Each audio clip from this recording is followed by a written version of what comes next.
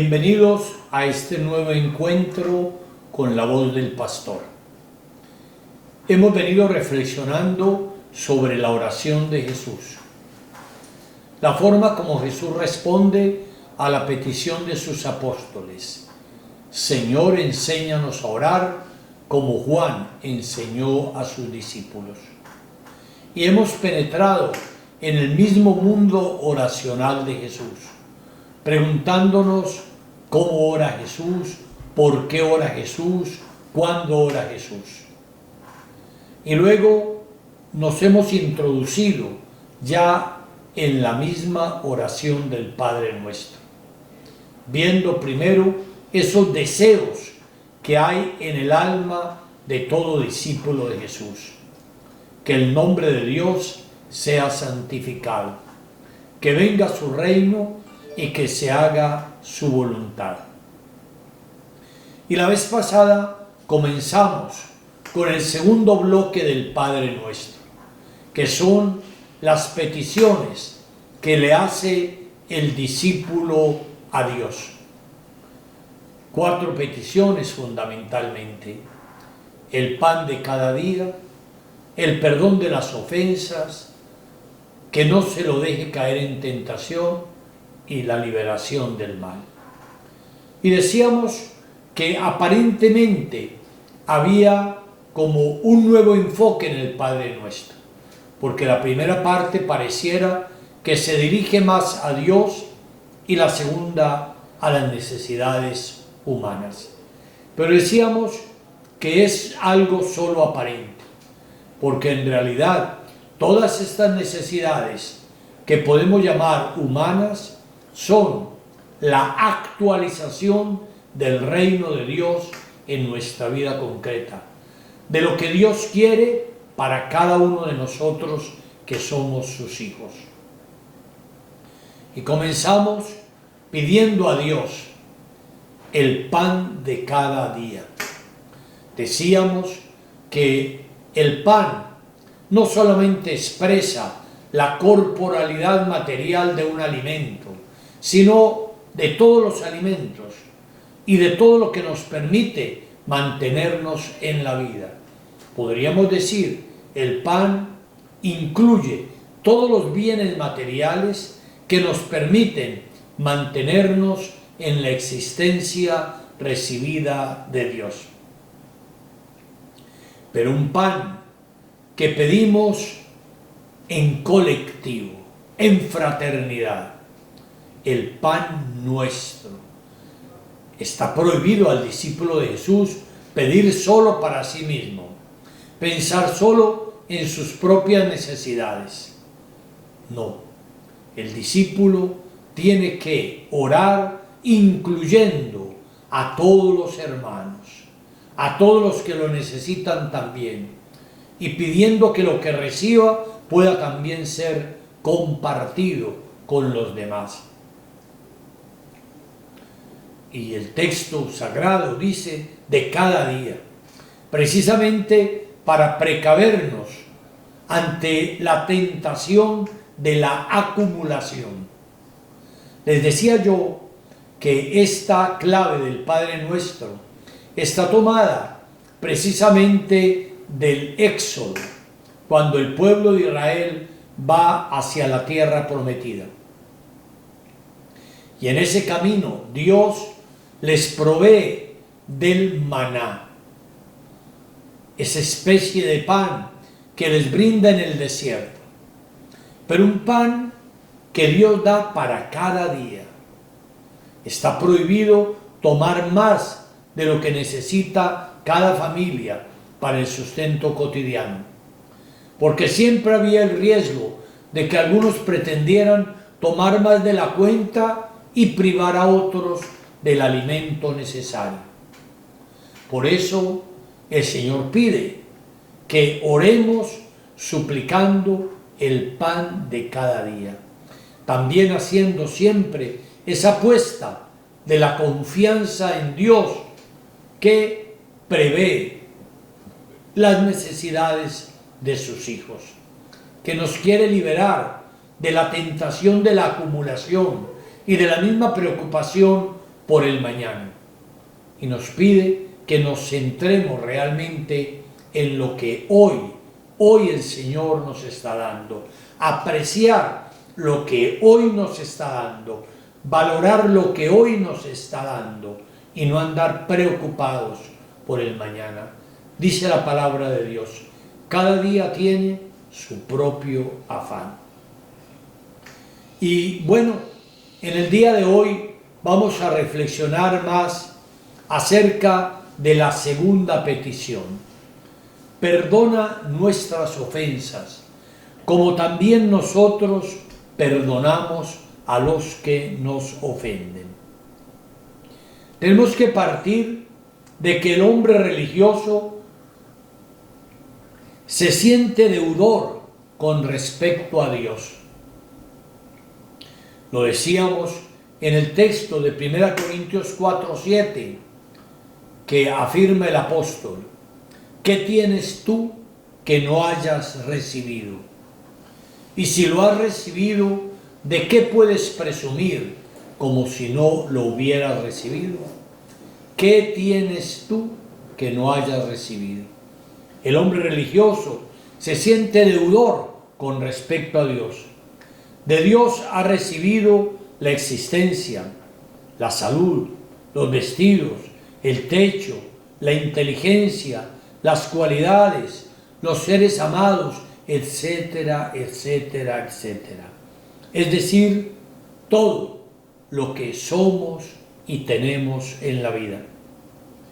Pero a más de esta deuda, que ya es impagable y por la que brota espontáneamente un profundo sentimiento de gratitud. De hecho, un hombre religioso es alguien que, sintiendo y teniendo la experiencia del amor de Dios, de su corazón brota un himno de gratitud. Pero además de esto, se siente también deudor en el campo de la ofensa y del pecado. Donde el evangelista Mateo escribe deuda, Lucas emplea el término pecado. Pecado es el nombre religioso de la falta, de la transgresión.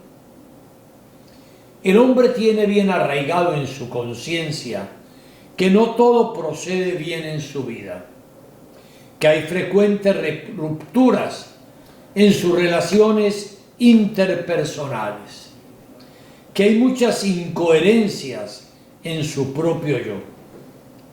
En definitiva, constatar que somos pecadores pertenece a la sinceridad que nos debemos a nosotros mismos.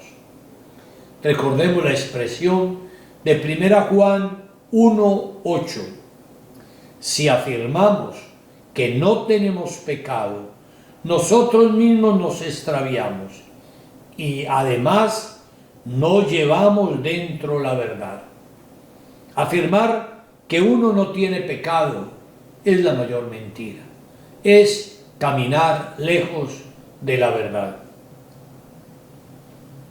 Una frase colocada por Mateo inmediatamente después del Padre Nuestro va a comentar precisamente esta petición.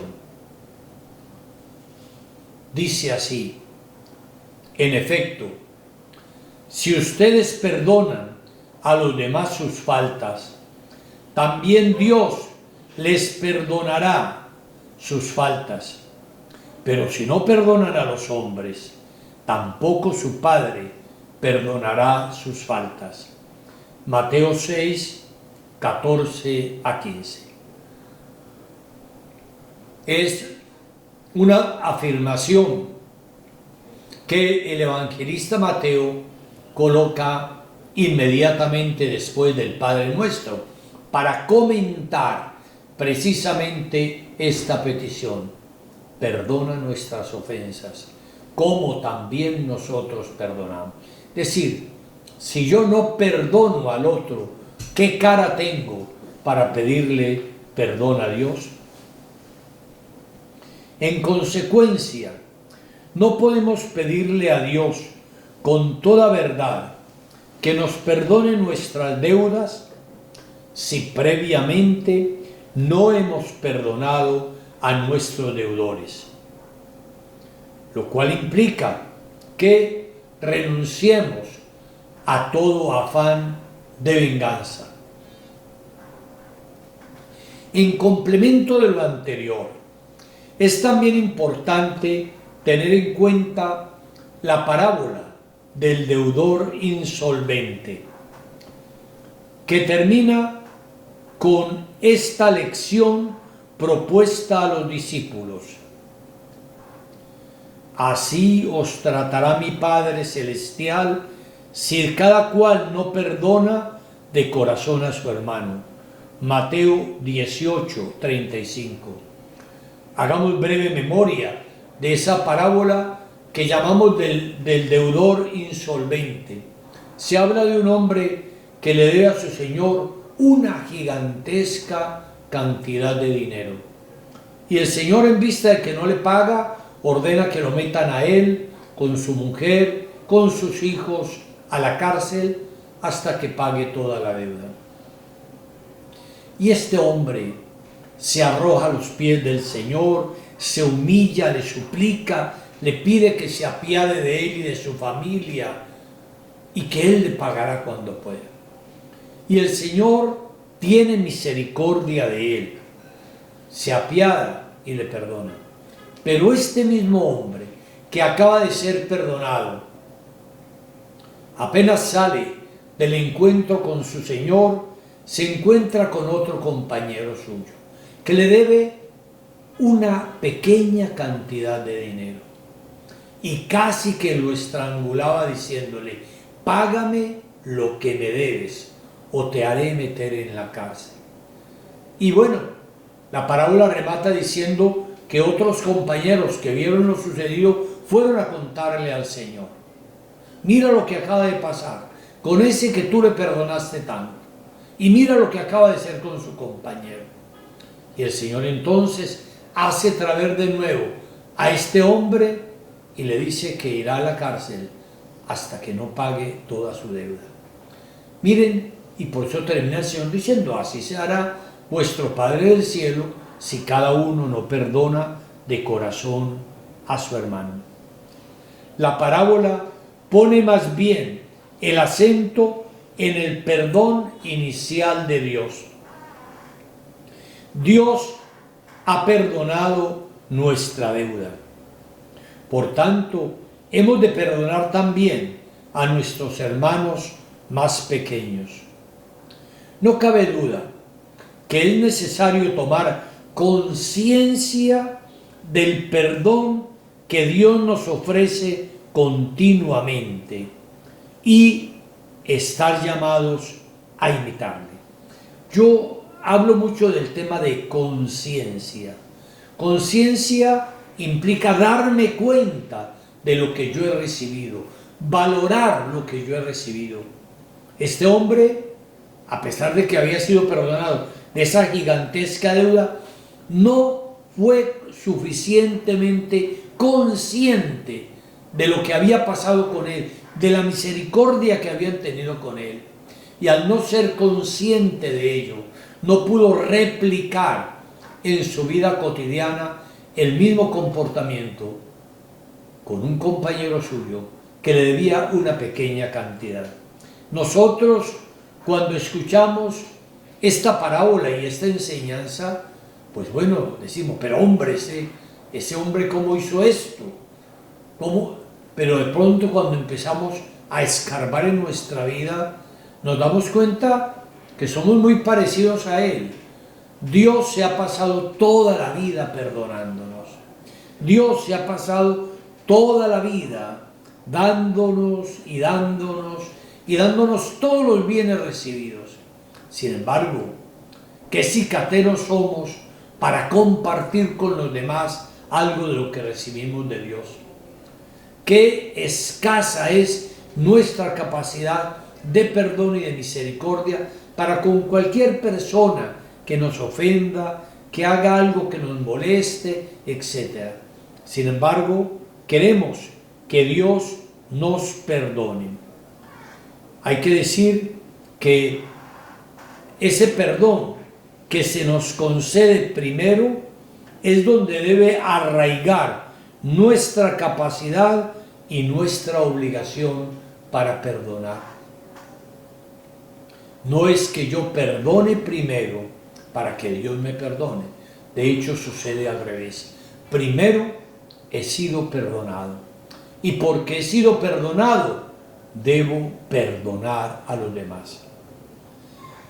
Para quien no abandona la oración, dice San Alfonso María de Ligorio, es imposible llevar una vida de ofensa a Dios. Es decir, la persona que está habituado a orar y a orar frecuentemente, podemos decir que la vida de ofensa a Dios va repugnando con una oración sincera. Y por eso la ofensa a Dios continuada va siendo erradicada de su propia vida. Y San Ignacio dice que todas las meditaciones sobre el pecado deben hacerse ante la cruz de Cristo. Todas las meditaciones sobre el pecado deben hacerse ante la cruz de Cristo. Es necesario haber contemplado durante mucho tiempo a Cristo en la agonía y durante la pasión para experimentar la dureza de nuestro corazón. Cuando contemplamos la pasión, el sufrimiento de nuestro Redentor, la dureza de nuestro corazón va ablandándose. Vamos dándole paso a una actitud de compunción precisamente por nuestro pecado. Hay que pedir el don de las lágrimas. Cuando el amor de Dios toca el corazón y se comprueba la ingratitud, por no decir la indiferencia del pecado. Es muy sabio esto. De hecho, muchos santos siempre se examinaban de su conciencia ante la cruz de Cristo. Ese era el examen. Su examen era mirar a Cristo y poder experimentar hasta dónde llegó su amor por mí, por cada uno de nosotros. Y mirando y siendo conscientes de ese amor tan grande, se llega a tener una profunda conciencia de pecado. Por eso podemos decir que la conciencia de pecado está en proporción directa a nuestra experiencia del amor de Dios. Les aconsejo leer Juan 15, 22 a 24. Y por ello mismo hace brotar en la persona la conciencia de la necesidad de resarcir tal deuda. De ahí surge la súplica tan frecuente en las Escrituras: Señor, ten misericordia de nosotros, o misericordia, Dios mío, por tu bondad, por tu inmensa compasión, borra mi culpa. Salmo 51. O mira, Señor, mis trabajos y mis penas, y perdona todos mis pecados. Salmo 25. El eclesiástico llega a sugerir el camino más seguro para el perdón. Perdona la ofensa a tu prójimo, y se te perdonarán los pecados cuando lo pidas. Eclesiástico 28:2.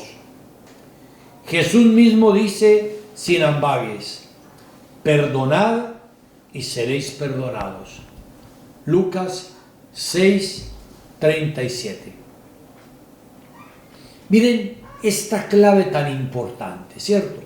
En la medida en que uno tiene conciencia del amor de Dios, realmente se hace también más nítido el tema de la conciencia del propio pecado. Yo hago una comparación muy elemental. Cuando uno está sucio, si está en un lugar oscuro, ni se da cuenta de que está sucio. Pero si se acerca a la luz, inmediatamente se da cuenta de la suciedad que uno tiene. Pues lo mismo pasa con el pecado. En la medida en que uno está lejos de Dios, no tiene conciencia de su amor, pues muchas veces está empecatado y ni se da cuenta de eso, ni se le da nada. Pero a medida que se acerca y tiene conciencia del amor de Dios, llega a darse cuenta, a dolerle de verdad el pecado en el que se encuentra. Y dándose cuenta del pecado en que se encuentra ante la omnipotencia y la bondad del amor de Dios, que se siente llamado también, a su vez, a replicar, a multiplicar ese perdón en las relaciones con los demás. A pesar de toda esta posibilidad del perdón que nos enseña la Escritura, notamos que nuestra deuda perdura, porque no se trata solo de abatir una actitud o de reparar simplemente un acto determinado. El pecado tiene raíces profundas e impregna toda la existencia. Vivimos una situación de pecado. El aire salvífico que respiramos nos llega a contaminar. No obstante, la gracia y la misericordia permanente de Dios es lo que todos conocemos como el pecado original. Hay un ambiente enrarecido que nosotros respiramos en la convivencia humana, en el devenir existencial, sí, y que nos impele verdaderamente en ese sentido. Nos sentimos víctimas de las fuerzas del mal, que nos empujan una y otra vez al pecado y a la ruptura de los lazos fraternales y filiales. No basta corregir un gesto, hay que ir a la raíz misma de la situación. Tiene que ser engendrado un hombre nuevo. Un hombre nuevo. Qué profundamente liberadores son la palabra, la misericordia y el perdón del Padre encarnados por Jesús. Qué grande es experimentar lo que Jesús mismo dice: Hijo, se te perdonan los pecados. Marcos 2:5. Pertenece a la buena nueva de Jesús no solo la salvación y la génesis de un hombre, de un cielo nuevo y una tierra nueva habitada por un hombre nuevo, sino también la radical y completa remisión de toda deuda y el perdón definitivo de todo pecado. Este perdón es el supremo acto de fe de Dios en el hombre. Cuando Dios perdona a un hombre su pecado, hace un acto de fe en él. Cree en el potencial de gracia que hay en ese ser humano y en el perdón dado para que ese hombre se pueda levantar, pueda volver a caminar en gracia, pueda avanzar verdaderamente por los caminos del Evangelio. Es verdad que siempre el pecado nos está acechando por todas partes. Sí, estamos en pecado original. Los efectos de ese pecado siguen actuando en nuestras vidas.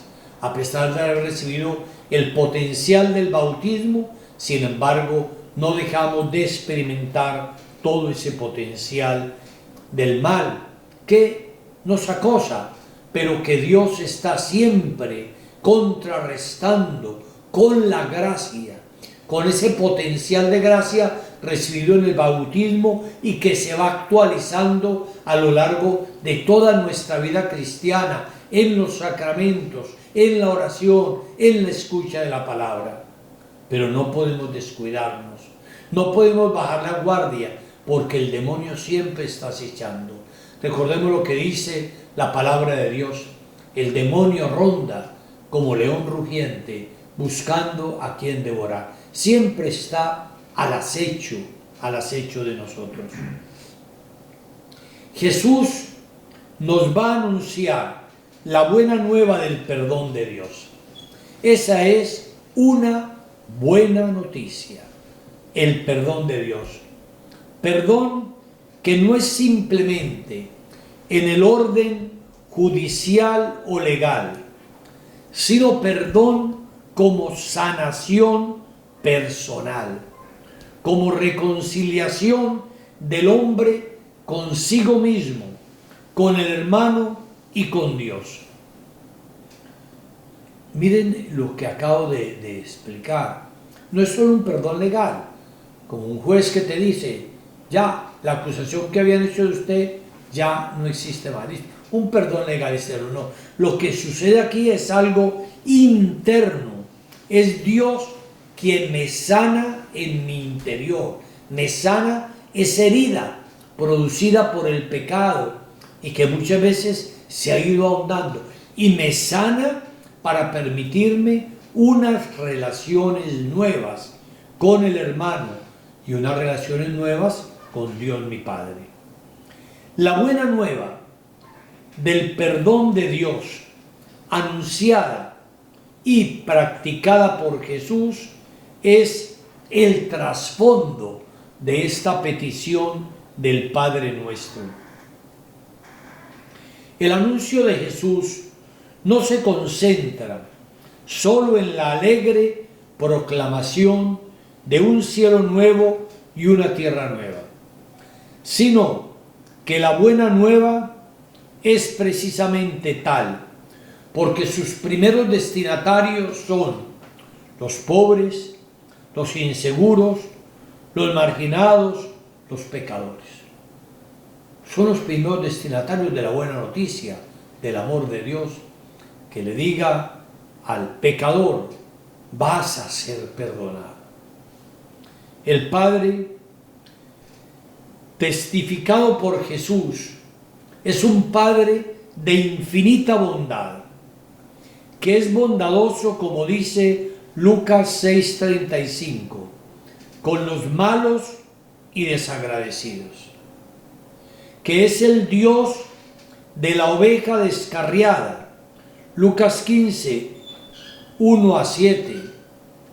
Recordemos precisamente esa hermosa parábola del pastor que es capaz de dejar las 99 ovejas a buen resguardo y se va a buscar la perdida, y va por los sitios más abruptos, más peligrosos, con tal de traerla de nuevo al rebaño.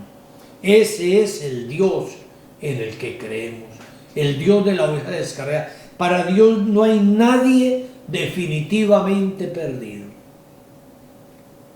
Qué grande es pensar en eso, porque hay personas que a veces dicen, y yo se las he escuchado a muchos: es que yo no tengo perdón de Dios, es que Dios me ha perdonado tantas veces que yo sé que no me va a volver a perdonar. Y así, expresiones como las que acabo de mencionar y de parecer de algún parecido con esto. La persona que cree que no puede ser perdonada. Y hay personas que no vuelven a acercarse a un confesionario, que siempre están en esa situación de creer que no merecen el perdón de Dios. Y podríamos decir en cierto sentido que tienen razón. Nadie merece el perdón de Dios. El perdón de Dios nos es dado gratuitamente, por todo el amor que nos tiene, no porque nosotros lo hayamos merecido. Es también el padre de la parábola del hijo pródigo, que conocemos tanto, que tantas veces hemos escuchado. Lucas 15, 11 a 32. Esa conocidísima parábola del hijo que pide todos sus bienes, los despilfarra de manera mala y termina viviendo prácticamente entre cerdos. Y bueno, pero un día allá se le enciende la lucecita acordándose de su padre, de la situación tan triste que él está viviendo, y dice: volveré a mi padre y le diré: no merezco ser hijo tuyo, trátame como un servidor, pero acógeme. Y se pone en camino y se encuentra no un padre justiciero que está listo a echarle en cara todo lo que cometió, se encuentra un padre misericordioso. Por eso muchos la han llamado la parábola del padre misericordioso, más que la parábola del hijo pródigo, porque lo que se encuentra este hijo calavera, este hijo que todo lo ha despilfarrado, son los brazos de un padre que lo cubre con todo su afecto. Esto es grandioso cuando uno lo reflexiona. Dios me está esperando a mí, te está esperando a ti, a cada uno de nosotros nos está esperando. Solo le interesa que yo con mi libertad decida volver a Él, porque Él nunca me quita la libertad, nunca prescinde de mi libertad, nunca me obliga a volver, me espera y está siempre allí. Solo basta que yo me ponga en camino, como lo hizo este hijo. Y lo hizo pensando que bueno, por lo menos que le dieran trabajo allí y tener el consuelo, aunque sea de ver de lejos al padre y a la familia, pero lo que hace es que lo acoge de nuevo como hijo, le pone el anillo de hijo, lo cubre de besos, porque dice: este hijo mío estaba muerto y ha vuelto a vivir, estaba perdido y lo hemos encontrado. Lógicamente que el hermano mayor no comparte esa generosidad del padre y se siente ofendido de que lo haya acogido de esa manera. Es el hermano que, podemos decir, no conoce la experiencia de la misericordia, ¿cierto? Por eso hay también quienes llaman esta parábola la parábola del hermano sin entrañas. Es el otro personaje de la parábola, aquel que se asemeja quizá a el deudor insolvente, que a pesar de haber recibido tanto él en su vida, no quiere compartir esos bienes con su hermano, que es cierto, se había extraviado, pero lo han vuelto a encontrar. Y el padre invita a ese hermano que no tenía entrañas, podemos decir, a entrar a la fiesta, a participar en la fiesta, porque le dice: tu hermano estaba muerto y ha vuelto a vivir. Es grande la parábola. Cuando uno la lee y la relee, se siente motivado a volver a Dios, a volver donde Él, a reencontrarse con Él, a volver de nuevo a sentirse hijo suyo, porque el hombre lejos de Dios nunca encuentra nada bueno en definitiva. Uno se engaña, como se engañó este joven de la parábola. Él pensaba que con los bienes que le iba a dar su padre iba a tener una vida feliz, llena de placeres, que esos bienes nunca se le iban a acabar. Y qué engaño. Bueno, después de disfrutarlos en toda clase de placeres, se le acabaron. Y cuando se le acabaron los bienes, se le acabaron los amigos. Se le acabaron todas las personas con las que él los había despilfarrado. Y se quedó solo, totalmente solo. Así es la vida. Hay muchos para compartir los bienes que nosotros tenemos cuando queremos despilfarrarlos con ellos. Pero casi nadie se queda cuando estamos solos, cuando se nos han acabado los bienes, cuando estamos ya enfermos quizá, o ancianos, etcétera, etcétera. Y bueno, Este hombre, el hijo sin entrañas, es invitado a volver a la fiesta. Y si entra a la fiesta, no lo sabemos, porque la parábola termina ahí, va a poder entrar a participar también de la misma actitud del Padre misericordioso. Es también el Dios de la alegría mayor por un pecador que se convierta, que por 99 justos que no necesitan convertirse. Lucas 15:7. Jesús es la encarnación, pues, en el mundo de la misericordia del Padre. Y se hace también misericordioso y cumple a la letra lo que Él enseña a los demás. Sean generosos, como su Padre Celestial es generoso, nos dirá en el Sermón de la Montaña, Lucas 6:36. Llega a frecuentar la casa precisamente de los pecadores para atraerlos, pasando por ser amigo de ellos. Mateo 11:19. Esta es la actitud fundamental de Jesús, que hace presente entre nosotros toda la misericordia de Dios. Jesús va a hacer eso. Visibilización, encarnación de la misericordia de Dios. Por eso cuando Él dice, sean misericordiosos, como su Padre es misericordioso, Él mismo está encarnando, haciendo visible esa misericordia de Dios. Les invito a reflexionar y a aplicarnos estas parábolas para que continuemos luego reflexionando acerca de esta petición segunda de el segundo bloque del Padre Nuestro. Perdona nuestras ofensas, como también nosotros perdonamos a los que nos ofenden. Que Dios los bendiga a todos, en el nombre del Padre, del Hijo y del Espíritu Santo.